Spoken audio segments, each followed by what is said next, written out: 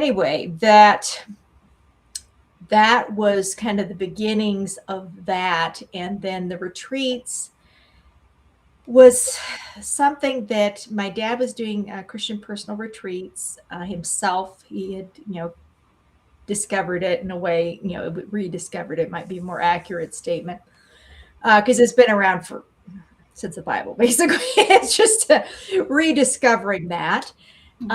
And bringing it back, making it aware to other people. So he wrote a book on it called Face to Face, Meeting God in the Quiet Places. And so I had done a few, and then my dad was teaching a Sunday school class, said, hey, everybody, this is your homework assignment for this week. Go do a personal retreat. And being it was the last class of that series of classes, I don't know if anybody else took them up on the homework assignment, but I felt like it was for me. I hadn't done one since we had moved down to Arizona from Oregon, and I just was like, I really could use this. And I was living in Tucson at the time, sticky hot, it was the end of May. It was already uncomfortable. And it wasn't this year, which is starting to get extra early this year. But anyway, so I was getting off work at like 3:00 in the afternoon. And so it was like long daylight hours.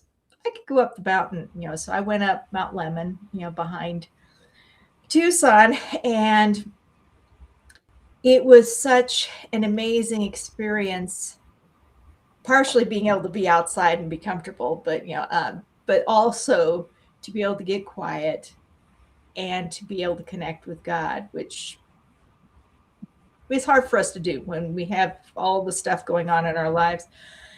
It tends to get drowned out and everything else. So I found that just to be so restorative that it was like, okay, I need to put this on my calendar, in ink, and actually have this happen at least once a month. And so I did it twice that June, just trying to get through summer. And then, did it in July. And then I had a coach I was working with at the time say, you're really passionate about this. You should be teaching about this. First time she said it, of course, I went, this is my dad's thing.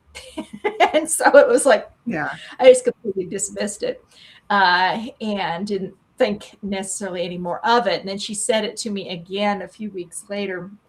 At that point, I was taking my mom with me on the August time that I was going. And that point, it's like, well, how hard could that be? Just to invite other people to go with me doing this. And so starting that September, the next month, I was involved in a meetup group at the time that I was running, and I went ahead and just put it out. Hey, does anybody want to go with me? Nominal charge, because I was going to drive them up the mountain with me, and at least pay for the gas, the trip, up the mountain. Anyway, ended up being an amazing time, and it was like, this is too good not to share. And so I just started putting it out there in some places, and sometimes more successfully than others, but it's always been something I kept doing. And it ended up redirecting what I was doing, obviously the retreats, but also in that space of time, the beginning of August or end of July 2018 was also when I started doing a consistent, as in it happened at the same time every Facebook Live, and which, around scripture, and then that morphed to, putting it out on YouTube at the same time, and, at various different entities, were birthed out of that. But it was like it all started with spending that time with God. And so circling back a little bit to the previous, the clinic and all of that, my dad passed away a little over 4 years ago now, basically suddenly. And I ended up taking over his remote clinic practice. And so I do that. And that's, kind of what I do. Not that I don't bring health into the retreats.